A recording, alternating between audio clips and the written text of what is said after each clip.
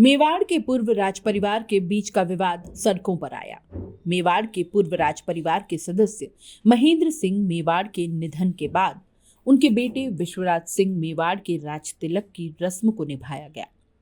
पारिवारिक रीति निभाने उन्हें सिटी पैलेस में धूनी दर्शन करने थे, लेकिन ऐसा फिलहाल हो नहीं पाया।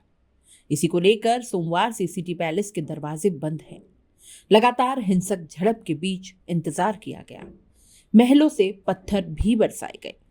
पुलिस और प्रशासन की बेबसी भी देखी गई।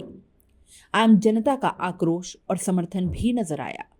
बहरहाल परंपरा के अनुसार धूनी दर्शन के बाद एकलिंग जी मंदिर के दर्शन करने होते हैं। अब दोस्तों, जिस धूनी को लेकर इतना जबरदस्त विवाद हुआ, आखिर उसका इतिहास क्या है और क्यों राज तिलक की रस्म के बाद धूनी के दर्शन करना इतना जरूरी है? ये सवाल तो आपके मन में भी आ रहा होगा। तो चलिए इसका जवाब जानते हैं। दरअसल चित्तौड़गढ़ के किले में 2 बार जौहर होने के कारण तत्कालीन महाराणा उदय सिंह ने माना था कि ये राजधानी सुरक्षित नहीं है। उन्होंने सुरक्षा को लेकर पर्वतों से घिरी मेवाड़ की नई राजधानी बनाने का तय किया। इसके लिए वे लंबे समय तक पहाड़ों में घूमे। वर्तमान में जहां सिटी पैलेस है, वहां की पहाड़ियां उन्हें बेहद सही लगी। वे पहाड़ी के ऊपर पहुंचे, जहां एक साधु तपस्या करते हुए नजर आए। उस साधु ने उदय सिंह से पूछा कि आप किस वजह से यहां आए हैं। उदय सिंह ने बताया कि वे नई राजधानी के लिए जगह तलाशने आए हैं। वह साधु कोई और नहीं, प्रयागगिरी महाराज थे।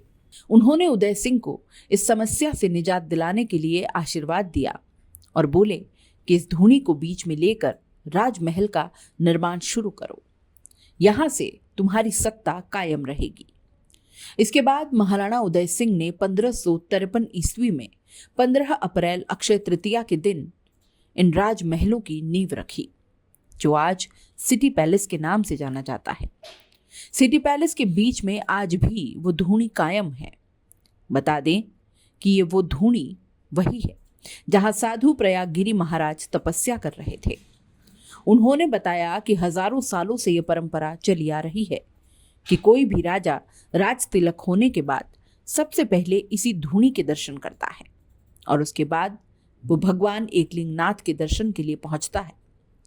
धूनी दर्शन की परंपरा महाराणा प्रताप के काल से शुरू होती है, जो अब तक अनवरत जारी है।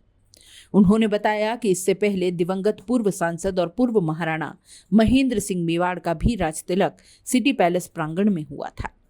फिर उसी धूनी के दर्शन किए गए। मेवाड़ का राजा एकलिंग नाथ को माना गया है। एकलिंग नाथ के दीवान के रूप में महाराणाओं ने अपने कार्य का निर्वहन किया है।